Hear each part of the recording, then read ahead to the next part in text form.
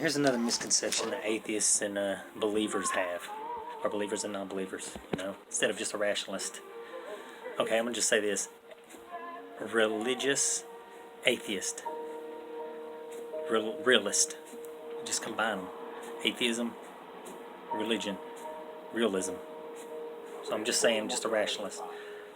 Whenever it says God commanded something to happen or God said this, it's not like it's saying that the forces of nature spoke and said something in English, I mean, it's just saying, like, if someone says, something happens, a tree falls, and somebody's like, oh man, that said bow, or oh man, that thing said bip, or whatever, or oh man, he got knocked out, man, that said bow, or whatever, something like it.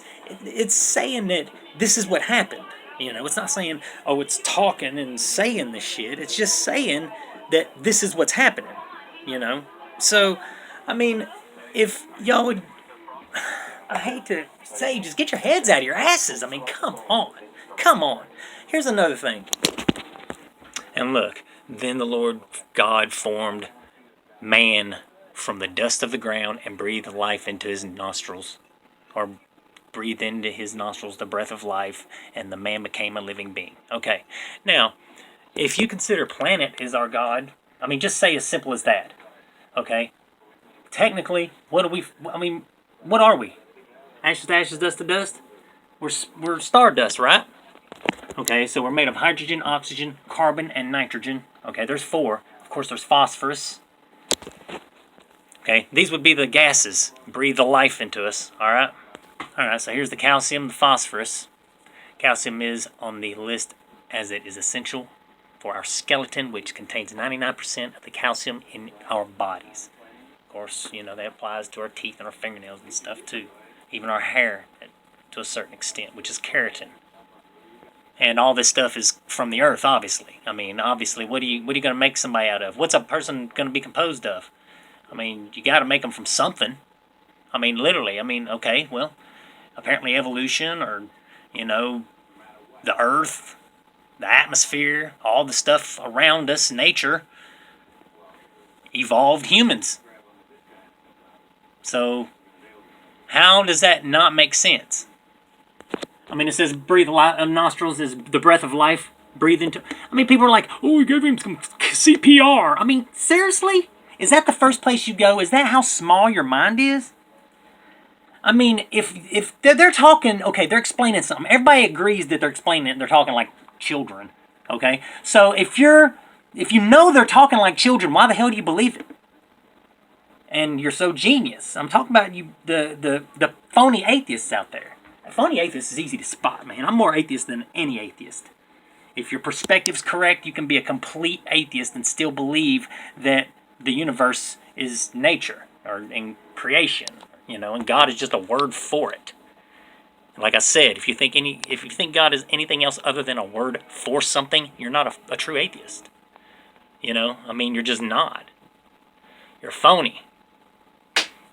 And even a true theist, a rationalist that can put together, well, and it takes, like I said, you got to have that gray area. You have to have your perspective correct. You cannot be biased one way or the other. Take it for what it is, not for what you want it to be or think it might be. Just take it for what it actually is. Simplicity. Simple. Very simple. Like this. God is an acronym, okay, for G-O-D, Generation, Operation, Destruction. This is how I look at it, okay? This is how I look at it, and it's the best way to look at it because it's it supports every idea and it helps you see the truth, okay? God is a word for something, which is nature, okay? And the universe, all right? So, if it's an acronym for Generation, Operation, Destruction, acro comes from the term the highest. Onym means a name for. So a name for the highest, which would be God, which is generation, operation, and destruction. That is cosmic evolution. That is existence and time. Supreme being means supreme existence. So it's more simple than anyone really. I mean, it's God. Why is everybody fighting over this? I just don't understand. Why is everyone fighting over something so stupid and silly? I mean, I'm not saying it's stupid. I'm just saying it's silly. You know, they're trying to just give us a basis here. That's all. And people have literally, I mean, even anybody. All right, so back in the old days, okay, like 13,000 to 10,000 years ago when the cataclysm happened, these far ancients weren't stupid. They understood alpha, beta, omega, nuclear and electric energy, and how to make it to grow, okay? That's what alpha, beta, and omega means. Nuclear, which is alpha, that's father. You get nuclear energy from your father.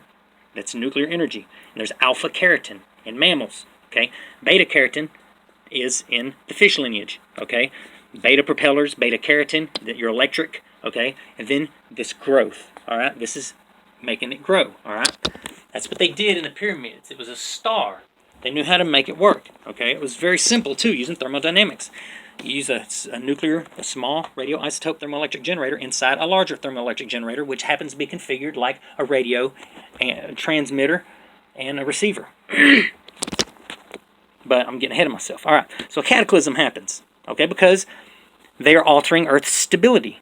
All right, they're manipulating it and not having respect for the planet like we do now, okay? And then, God causing a flood and all this. Hey, the Earth has no choice. When you mess with it, you cause problems, all right?